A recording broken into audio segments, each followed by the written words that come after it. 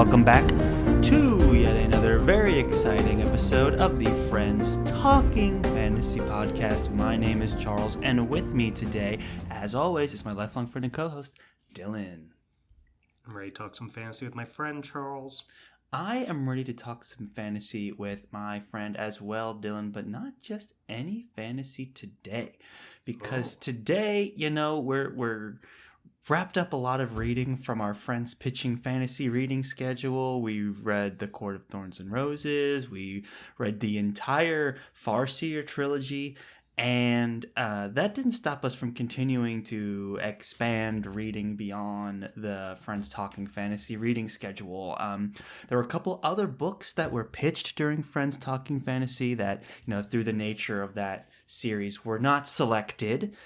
But that didn't stop certain people from reading them anyway. Isn't that right, Dylan? That's exactly right. And I pitched to you this book, The Maleficent Seven by Cameron Johnston. You dismissed it for whatever reason. That's a strong word. I thoughtfully considered it. Yeah, you thoughtfully considered it, but in the end, you thoughtfully considered A Court of Thorns and Roses a little more thoughtfully, I guess, because you ended up choosing that one instead. But I was not to be deterred, Charles, and with my iron will, I went on to read this book anyway. So we're here to discuss it. You, of course, have not read the book, but I have, and yeah, we'll keep it spoiler-free. Both for your sake, Charles, but even more so for the listeners' sake. Because, they get the chance every once in a while to do one of these spoiler-free discussions that are designed to help readers decide if this is a book that they want to give a read to. Because, our bread and butter are the deep dives into the books that both of us have read. But yeah, those are only accessible to folks who have also read those books because of how many spoilers we get into. So I love that we get to do these episodes, and I'm excited to get into The Maleficent Seven by Cameron Johnston. Yeah, I'm excited too. When you originally pitched it, it sounded like a book that was just going to be a whole lot of fun and just deliver on the action. And it's good to know now, and this is kind of fun when Dylan reads outside, like when we read different books, because I can get a sense of if I'm missing out or not, and I can go and read it. It's like he's screening it for me. So I am kind of curious to see what your reading experience was, if it lived up to some of the promises that it had in its description. A lot of reviewers say it lives up to it for sure, but this is the Dylan R. Marsh hot take over here that we just gotta have. So I'm super interested to see what you have to say, and I have my own impressions about it. So we'll see where we go. And before we get too far along, I want the readers or listeners at home to be clear that we're not talking about The Malevolent Seven by Sebastian de Castell. This is The Maleficent Seven by Cameron Johnston. Big difference, okay? So if you're looking for The Malevolent Seven by Sebastian de Castell, you'll have to come back another day when we get to that book. But for now, this is the Maleficent Seven. Malevolent Seven, Maleficent Seven, okay? Big difference. It's pretty funny. The first book that comes up, if you go to Goodreads, has the readers also enjoyed for The Maleficent Seven is The Malevolent Seven. So I think there's a lot of overlap. These are both authors that everyone has lauded, said very kind things. I know that Sebastian de Castell's work, I believe Christian Cameron, also known as Miles Cameron, big time friend of the show. Oh yeah, and incredible and prolific author in his own right. He's always had really kind things to say about Sebastian de Castell's work. So props to The Malevolent Seven. I'm sure it's really good, but neither of us have read it.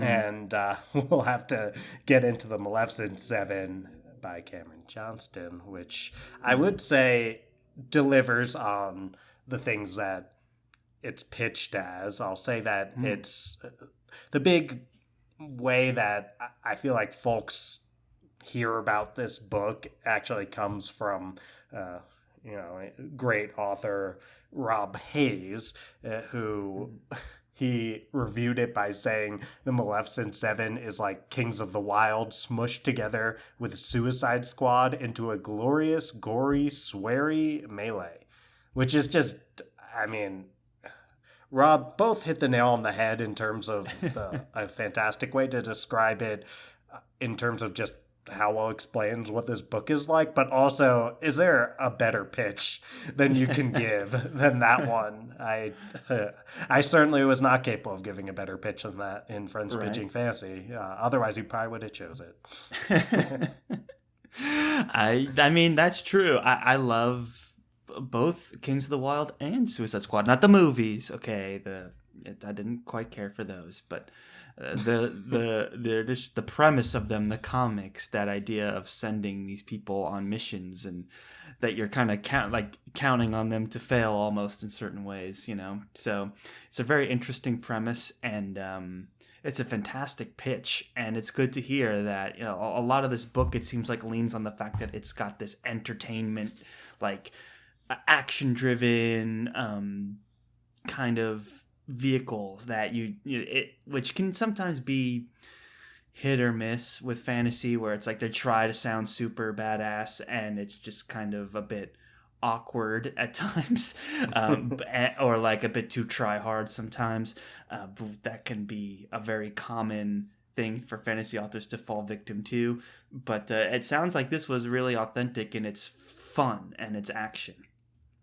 Yeah, something that it does extremely well that I think the Kings of the Wyld and Suicide Squad comparison also does justice to, even though it might not be the first thing you think of when you hear Kings of the Wyld meets Suicide Squad, is the humor. Both Suicide Squad, which I also read some of the comics, you lent them to me way back. Oh, yeah. And I really enjoyed those comics. And Kings of the Wyld, both are very funny stories, and I think that something that Maleficent 7 does really well that keeps it from being anything resembling like cringeworthy or something, which books that are just like very focused on delivering on the action, I think that's where they could go astray. Is it just like it goes a little too try hard, I think you said that, Charles. Like it doesn't feel that way because Cameron Johnston knows when to like undercut the seriousness with humor. And that's something that I think most of the best grimdark authors have a skill for as well, right? Perhaps the first person to come to mind would be Lord Grimdark himself, Joe Abercrombie, who I think many of the themes and the hopelessness that can come about in reading Joe Abercrombie's First Law, it never becomes, to me anyway, overwhelmingly dreary, because Abercrombie is so funny and his voice is so just witty and incredible.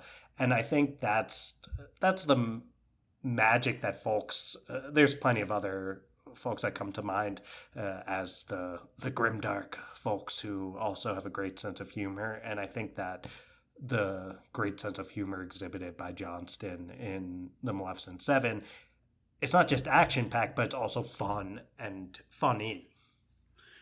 I didn't realize that this book had a lot of humor in it, and that's good to hear, because that's something else that can be so hard to deliver right. It's like just a fun, funny, adventurous, not afraid to be full on entertaining story. So it's great that they do that, and I imagine like what's one of the things I was curious about. You've got like this ensemble cast, right? The whole thing's about I should probably read the back of the book. I was thinking too, just so people usually like to do these in the spoiler free, so people aren't too familiar have an idea. So I'll read that, Charles, and then we'll get back to your question. It's really just about the characters and ensemble. characterization was what I was going to go to next.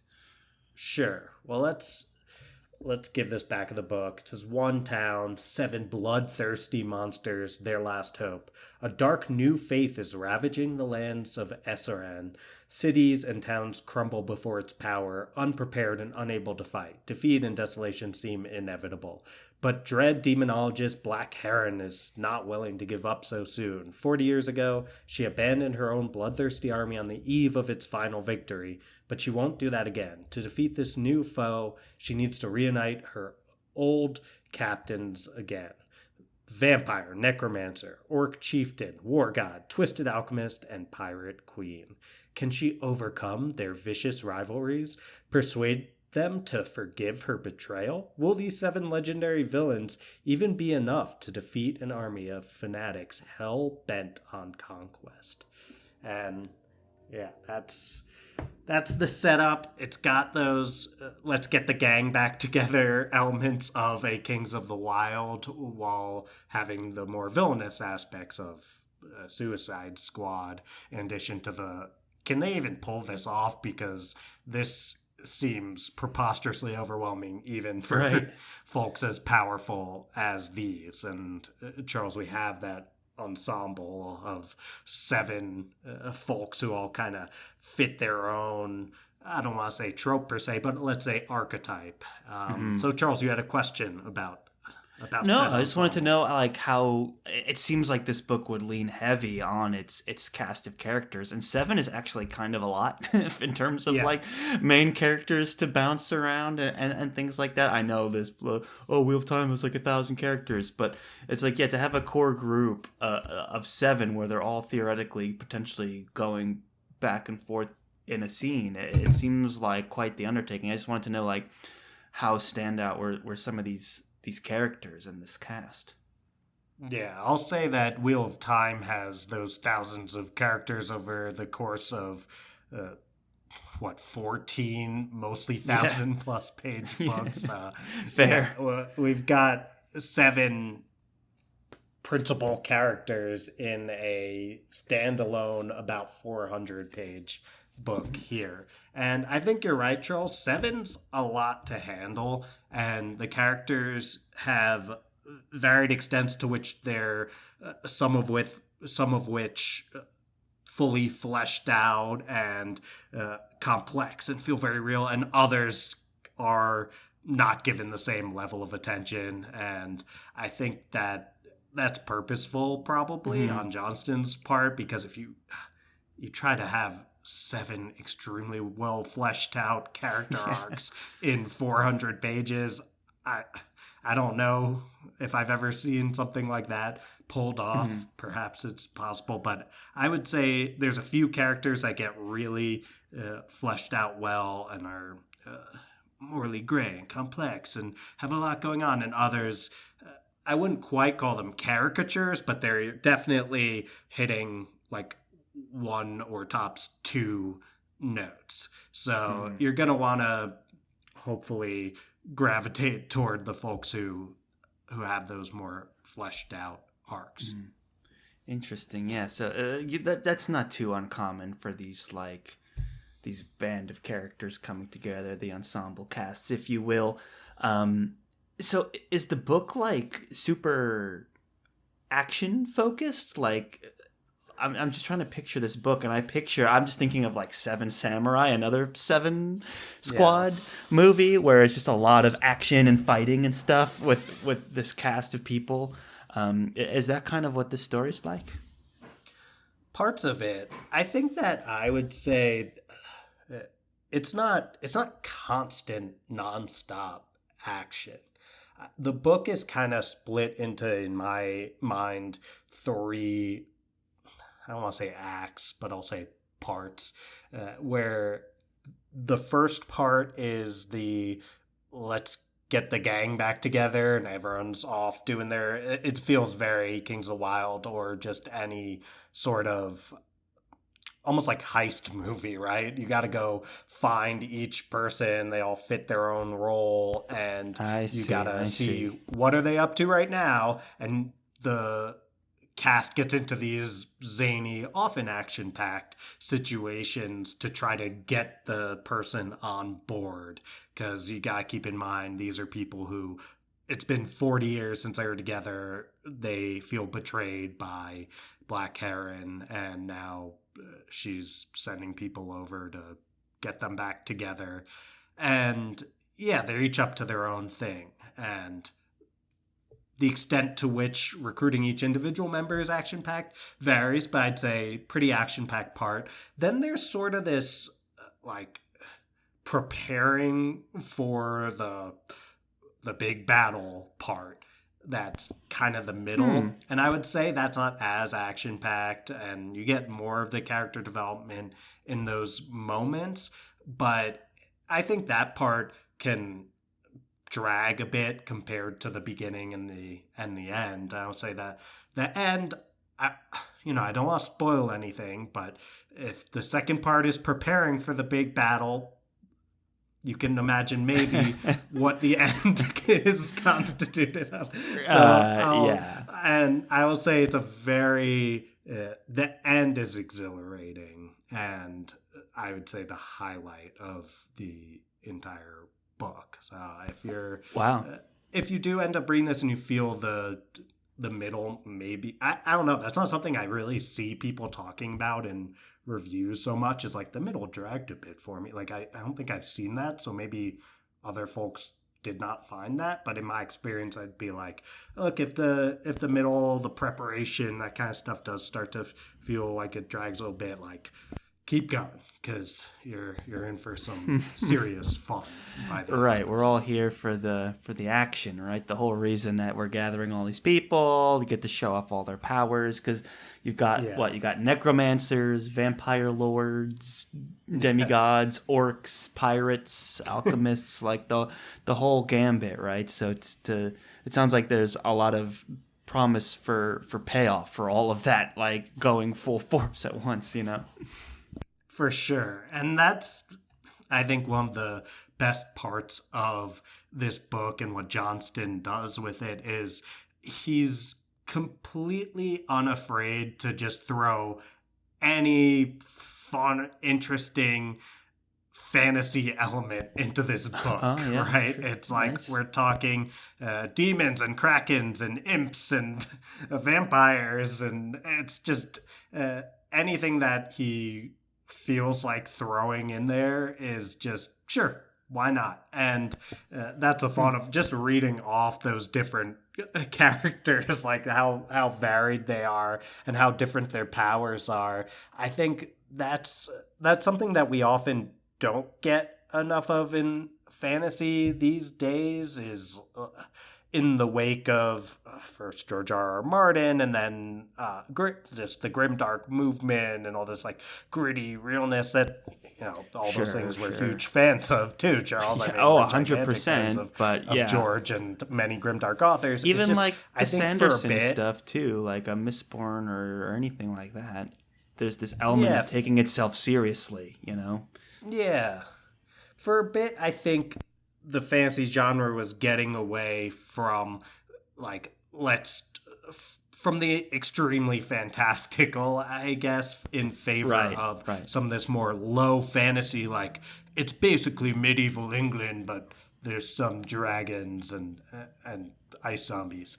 Like in this, it's like we're not holding back in pursuit of this, well, we got to make it really real feeling, or people are gonna gravitate away from it. Today people are like, oh, I'm gonna write from experiences based off my cultural heritage, and it's gonna be very serious, which is fantastic. It brings in a lot of new voices and tests the genre, which we love. Those are a lot of our favorite books as well.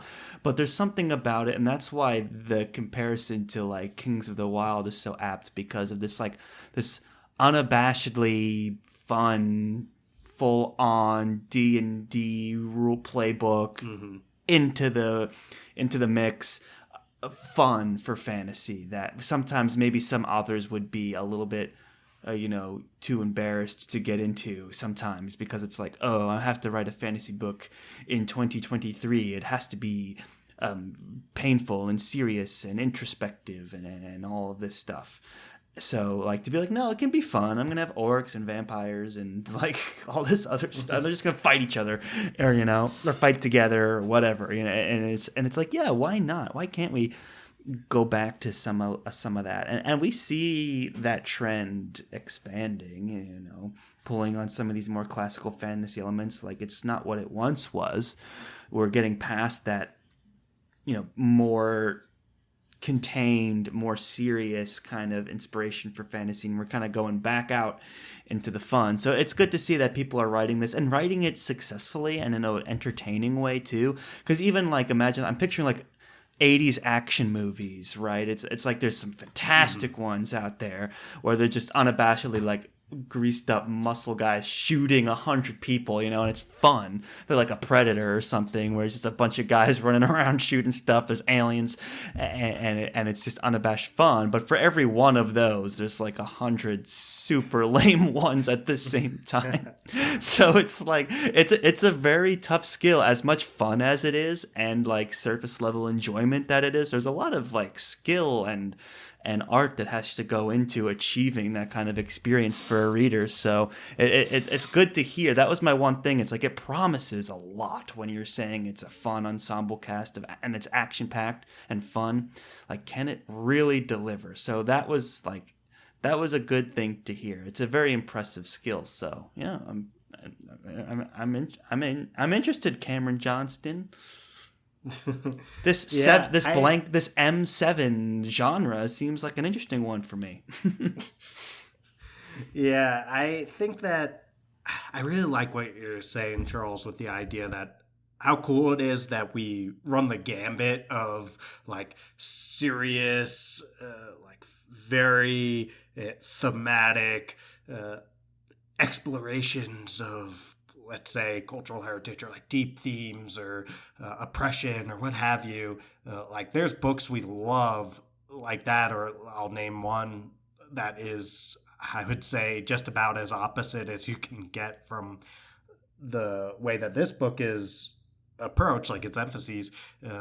Like you've got Babel by Rebecca Kwong, R.F. Kwong, which is like this absolute tome that is, it has footnotes, extremely academic, extremely thoughtful. But I loved that book. I love everything that Rebecca Kwong has written. But people criticize that book for feeling like trying to pass off an essay on like cultural Wait, you're making me read. Yeah. Like trying to pass off an essay in the form of fiction. And I think if that's, I know where people are coming from with that, even though I love the book. And then you have these books like The Maleficent Seven, not that it has no themes, like it has these themes, I would say. It explores, like, what does it mean to be a monster? What does it mean to actually be evil? What, like, how, what are the dangers of zealous belief in a particular cause? Like, it gets into those kind of things, but all those are secondary to, let's tell an interesting, fun, exhilarating story. And it's definitely further on that that end of things. I know you mentioned David Dalglish's A Dance of Cloaks a lot. I mean, not mentioned. We did a whole episode on that book, and one of the things you were talking about with that book was you enjoyed its willingness to just be fun and present an entertaining read. And I think this has a lot of those elements as well. And it's so great that fantasy can be both Babel and can be A Dance of Cloaks, can be Maleficent Seven, or something like, let's say, The Poppy Worch is also Rebecca Kwong, which is kind of a combination of the deeply intellectual exploration of oppression and stuff that with like this exhilarating action-packed story. And there's a reason we are extreme fans of the Poppy War. And in that case, when you can do both, that's that is very impressive. That gets you to bestseller status for sure. Yeah, go for it. Yeah, sorry, go on. Yeah. I need had to talk nothing. more I wasn't going anywhere with that. Yeah. I'm just saying, you know, I'm already putting together the plot for my first book, The Malicious Seven. Okay. It might surprise you in its direction. It's gonna be like 7 badass with diverse power set people preparing for a Okay. final stand somewhere, and it's gonna be epic. We'll see if I can pull it off, but this is a genre that I've been inspired by now. So although I haven't read anything in it yet, I think that's going to keep my voice unique. So I'll just dive in right next to the Malevolent Seven and the Maleficent Seven. It kind of sticks out. Maybe I'll workshop the title a little bit, but working title is Malicious Seven. I'll see if I can think of What something if else. you hear me out here, Charles? What if you had 8 characters? Malicious 8. Malicious 8? Dude. Are you an idiot? 8? 8 doesn't sell, man. It's 7. 7 sells. I don't know. I don't know what I was thinking there, Charles. You're right. Must be an idiot. The Malignant 7. I don't even know if that works. It's not the tumor. Arnold Schwarzenegger. We're back to What the about 80s movies. The benign 9. Yeah, the benign 9. I mean, if we're going malignant, we also need benign. Yeah. That could be the Malignant 7. You need something with 8, and then the benign. Oh, yeah. That's true. He could like branch out, you know, and just like, you know, that author that did like the ABCs of murder, like did the whole alphabet. It's like he could just go for numbers and just never, it'll be infinite. It'll just never stop. You know, just keep it going. That is an option. I have no That idea is what an you're option. talking about with the ABCs You know, like of murder. like M is for murder, and then she literally did every single letter, dude. She did like you know, S is for stab or something like that. You know, what was that? Like, I have to look this up now. But I think she did them all. O is for it's a murder. Oh no, I'm murdered. Yeah. And then like O is for looks like a murder. like she like A is for alibi or something like that. Oh yeah, Sue Grafton. Okay, Sue Grafton is the author. Grafton. She wrote these books. It's the Alphabet series, is what she was known for. And let's see her bibliography here. She's from Kentucky. Let's see. Okay. She wrote B is for burglar, C is for corpse. You know, she did a whole bunch of these. Burglar. Bro, I don't know. So, yeah, she's got all of them. Let's see what she did for M. She did Malice. M is for Malice. Didn't do murder. Murder was too easy. She's probably like too easy, yeah. You know, she's got some. She's an artist, you know. So, all right. Well, I mean, I am very.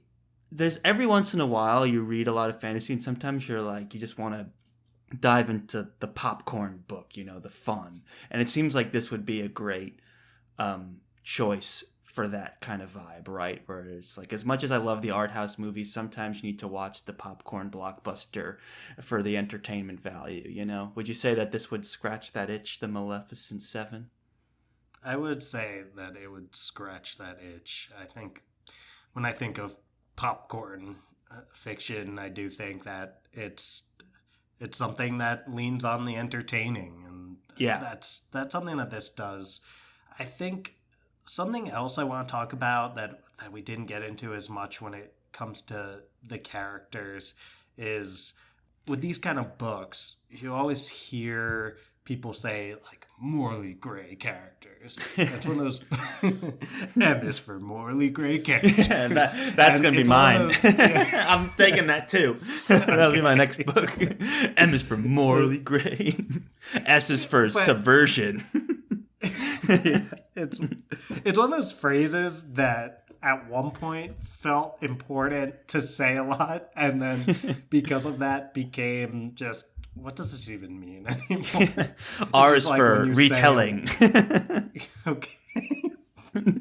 It's like, well, it's one of those things, right? Like, if you say a word over and over again, it starts to sound like nothing, like Right. gibberish. And Yeah. morally great characters to me, it's just like, all right, everyone's just saying that all the time. Yeah, it's like And it Walter does mean White. something.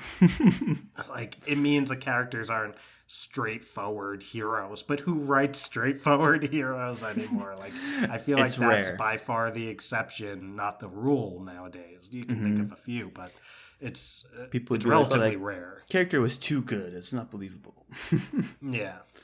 And I would say that something that's interesting about this book is in place of the morally great character with a heart of gold, when it really comes down to it, is like Johnston is willing to write like most of the characters like hardly have any redeeming qualities at all, and are just straight up evil, and their motivations are mostly selfish, even for this idea of we're all getting together to stop this evil force. It's like they all basically have to be convinced for some very selfish means. Not all of them. There are some that are more complex, but a bunch of them are just straight up evil, and I I respect that from Johnston here because I don't know. I'm so used to this idea that a lot of people will say like, "Oh yeah, all my main characters are all like kind of bad," and then they really do end up having a heart of gold. Or, "Oh, my main characters are all willing to betray each other," but it's like the extent to which they're willing to do that or cause each other harm is kind of limited. Like in this situation, these characters legit are willing to do all those things, and there are points where you can be so used to authors and reviewers or whatever advertising characters as like morally gray. They're willing to do some bad things, but then there are certain lines they won't cross. There are times in this book where characters will cross a line. You're like, oh, whoa, like that character actually did that, is Yeah, that actually character willing to is go there. bad And like, news, oh, yeah, man. they're legit villains and this is what they would do. But I don't know. It's like they are worse people than most of them than in even the other grimdark novels that we've Wow. read plenty of on this. Yeah, I mean, like you could think Jorg from Prince of Thorns, maybe, and Okay. even yeah, like the idea that they will do just extremely repugnant things in favor of their goals that will actually be like, oh wait, okay, this is legit grimdark protag, and yeah, It sounds like fun to me. yeah. There's some shocking moments in that way that aren't shocking by what you've been told within the context of the book, like who you've been told these characters are, but are shocking from a more meta perspective of like, oh whoa, not used to that. So, is there a lot of like graphic content, heavy content in terms of its blood and guts and action and all that? Yeah, there's just no shying away from Oh, those things. I would color me say. intrigued. Yeah. Yeah. Interesting. Okay, so it goes there, you would say. It goes there. I mean, I don't think there's much in the way of like graphic sex or anything like that. So if that's a thing that people are wanting to avoid, I think you could still read this, but you have to be willing to deal with intense violence and gore and those kind of things. I would Gotcha. say, yeah, and we've read plenty of books that are willing to go there. Like First sure. Law has those graphic descriptions of torture. Even Jorg would go there sometimes, you know, the way you would brutally kill somebody or something like that, you know. Yeah. Yeah, it just doesn't shy away. I don't think it's gratuitous to the point where it's like, oh, look how edgy I'm willing to be. Right. The fact that everyone says the book is super fun and entertaining, it means it's not like gonna weigh you down with its intense content, you know? It's not that kind of book. No. But he's also willing to go there with. I'm trying to handle this in a spoiler-free way, but just I would say this is truly grimdark in the way where, to me, grimdark is about a sense of like hopelessness, and that like doing good things doesn't have like necessarily any positive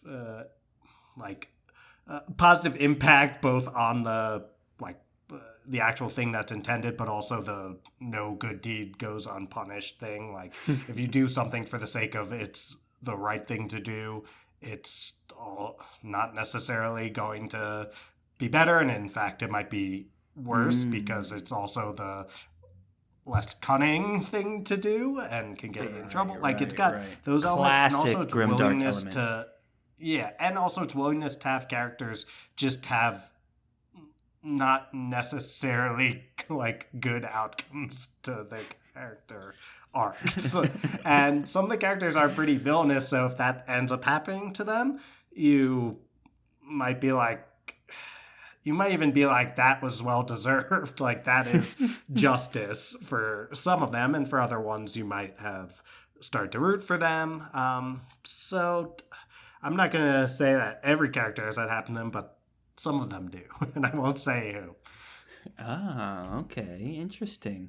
Well, I mean, it's again additionally intriguing, and the fact that that Cameron Johnston can deliver on that reading experience, like that's one thing pretty consistent across all the reviews, is that it was fun, entertaining, great palate cleanser, like all these other things that you read about it. So the fact that he can like go there with a lot of the content, and then also like have these grimdark moments and still deliver on that fantastic fun experience and win over most readers is impressive.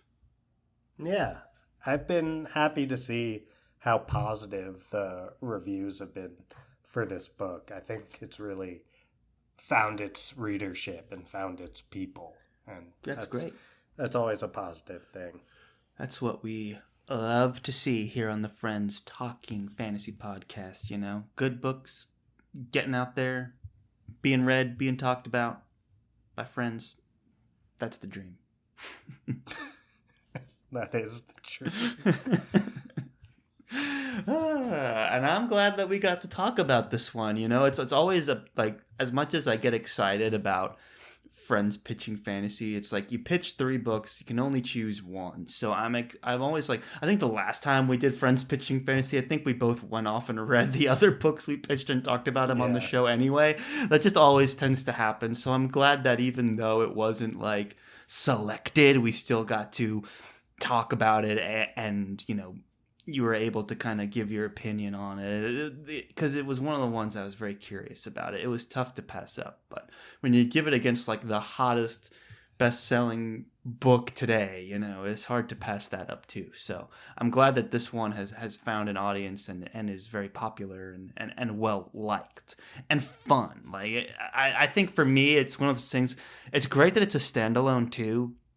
For me, that almost makes me like want to pick it up more, because you're like, if you're in between some stuff and you're like, I just need to read something that I know is going to be fun and zany and in all its grimdark glory, it seems like a great pickup, or if you're going on a long trip or something, it's a good one to pack, that kind of thing.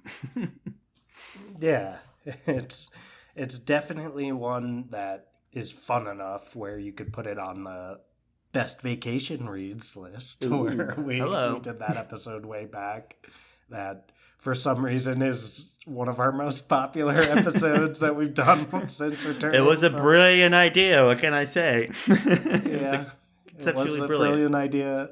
Apparently people are into that idea. So this, I think you have to know there's going to be the grimdark elements to it, so it's not going to necessarily be the cheery vacation read that maybe you want to read on the beach, but it has the fun aspects of it, and sure, I think there's a lot of people in the fantasy community that like that kind of actiony, grimdarky experience. You know, that would be like a vacation experience pick for a lot of people. You know, myself included. But that's awesome, man. I mean, I know we're keeping it spoiler free, right? It's not going to be too deep of a dive. Is there anything else that we should be discussing about the Maleficent Seven? I had to double check that I said the right one. The Maleficent Seven. You kind of said half of you. I know. I was like, oh crap.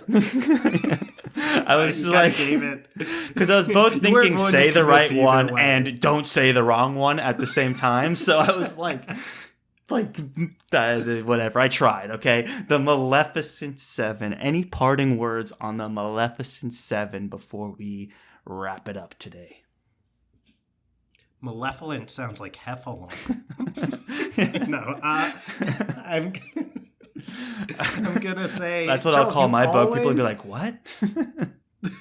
the malevolent heffal. The malevolent heffalump. Charles, you always ask. Oh well, in these spoiler-free ones, you always ask. What fans of other books would be interested in this book? And I am always woefully unprepared for that question, Charles. And I'm always like, he asks that every time. I never prepare for it. But the last 2 times I've prepared for it, including this time. And you did ask it when we did... what was it? FPF. The Mountain in the Sea. I think you asked that. The Mountain in the Sea. Okay. And I had prepared. And nice. I was ready. This time we talked about a bunch of them. You know, like we talked about Kings of the Wyld. We talked about a few others. So if you have more, I'd love to hear them. I have more because I'm ready. Do tell. Yeah. Well, First Law. We mentioned that one. And, of course, we also mentioned Kings of Wyld. If you're a grimdark reader, because Kings of Wyld is not grimdark, I would not say in any way. So there might not be the same level of overlap with Kings of Wyld if you want a little bit more hopefulness and stuff. But the funny aspects of it, and get the gang back together way later, sure, older, that's there. But I also want to mention The Black-Tongued Thief by Christopher Buehlman. Oh, that's one of our big picks of the year, man. That's a good one. Yeah. That's definitely up there with our favorite reads of this year. And we really enjoyed discussing that. That was this year, right? We read it this year. We read it in January. No, we read it in February. Okay, just making sure. But I don't know when it actually came out. I think it came out a few years before. But I think it came out in 2021 or something. It was new to us. Yeah. Either way, Black-Tongued Thief by Christopher Buehlman. That one definitely feels grimdark with funny. That's kind of my... For sure. Yeah, that's the wheelhouse, I would say. This book, it's going to be perfect for the people who like that. There's also the Ravensmark trilogy, which begins with Blackwing by Ed McDonald, which I just periodically bring up as this, it's to me the most underrated grimdark fantasy book that I've read anyway. It's like every once in a while you hear someone talk about it. It's overwhelmingly going to be, Blackwing is what I'm talking about, but the whole trilogy is great, the Ravensmark trilogy. Every once in a while you hear it and you're like, oh, fans of Joe Abercrombie would like it. Give those books a read because they're so good and they're really in that funny but grimdark zone, and they're relatively. You gotta pitch this series, come that big endorsement. I might because I really like that series, and it's always kind of on the periphery of something that maybe I'll pitch it, but then I haven't. But we have another FPF coming up, Charles, and we do. I'm heavily considering it. Another Among Thieves by M.J. Kuhn. That's one I was thinking. I was going to say that next. Yeah. Yeah. That leans on the same idea of, okay, we're getting this gang of thieves together, but they really are all characters that fit a different archetype. You could easily think Among Thieves would just be a bunch of rogues, but they are all different, and MJ's pitch for it always is it's kind of like the Lies of Locke Lamora, but everyone in the group is willing to betray each other at any given point. And it's also a heist, right? Is that the thing? Yeah, it is a heist. Yeah. Heist fantasy novel. So it has the let's get a gang together. It has the... And it's an ensemble, right? Ensemble. It has the elements of humor as well. Like, Among Thieves is really funny. I wrote a review of it a while ago for Before We Go blog, Beth Tabler's site.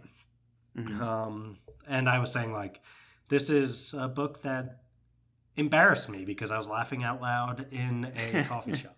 So I would say the Maleficent Seven, I didn't really go to coffee shops to read it, but it could have embarrassed me in coffee Very shops. easily could have embarrassed you, you know. Yeah. And anyway, Among Thieves also, part of what MJ pitches it as is this, everyone's willing to betray each other at any point, and Maleficent 7 also has that. So another good recommendation for, or another book that if you enjoyed that one, Maleficent 7 is a good recommendation for you. Also vice versa. If you like Maleficent 7 and you're listening to this, Among Thieves by MJ Kuhn. That's a great one, and MJ's awesome. We had her on the show not that long ago, or maybe it actually was a long. It was, yeah. For the show, it's older, yeah. But yeah, no, and the second book came out semi recently for Among Thieves, yeah. right?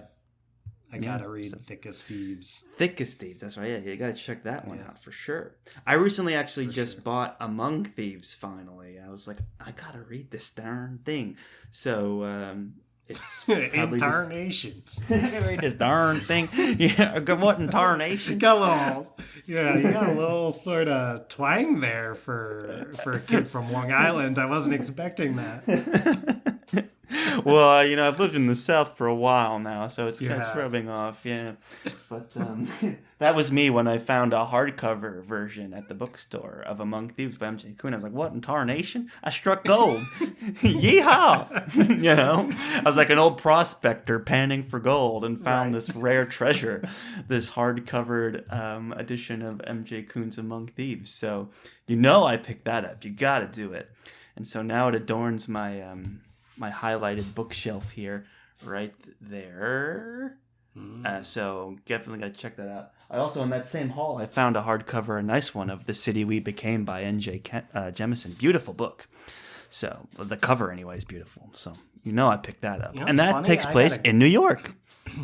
I got a used copy of the same book for like a very very good price. So I got it for a great price, bro.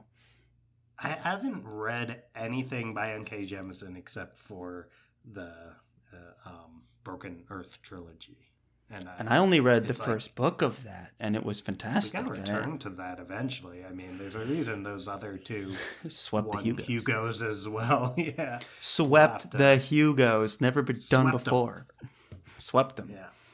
So we definitely got to go back. I would love to read her other books too. And MJ Kuhn. So many books, so little time. And that's why we get to have these cherished moments of, if we can divide and conquer, we can just talk about that many more books. So Dylan, thank you for coming to the table with the Maleficent 7 by Cameron Johnston. I'm glad we got to cover it. It sounds like a great read, and it is officially on the TBR. So I'm excited to get into that someday. Well said, Charles. I'm excited for you to get into that. I'm also excited for us to both get into that sweet, sweet outro music. Brilliant seg. Best to ever do it right here. So let's go ahead and get that sweet outro music. Yeah, for sure. So let's go ahead and get that outro music pumping. Thank you, everyone, one and all, for listening to yet another very exciting episode of the Friends Talking Fantasy podcast. If you like what you heard today and you want to support the show and give us a hello, how do you do, howdy, over on the social medias, you can do that over on Instagram at the FTF podcast. Dylan's looking at me eagerly, waiting to see X Twitter. That is at the FTF podcast with the number 1 at the end. Now, Dylan, if you like what the audience like what they heard today, and they want to support the show even more than following us and chatting with us over on social media, what can they do? Toss 5 stars to our podcast, which you can do over on Spotify, where most of you are listening. It's just 2 clicks over at the top of the Friends Talking Fantasy podcast feed, and it helps us so much when you do that. You can also rate and or write a review on Apple Podcasts. And when you do that, when you take the time out of your busy day to write something kind about us and our podcast, that means so much to us. It puts a smile on my face and presumably on Charles's face as well. But just listening is more than enough. Thank you so much for doing that. Just listening, guys. More than enough. Thank you so much for making it all the way to the end. Thank you for listening. And as always, guys, go forth and conquer, friends.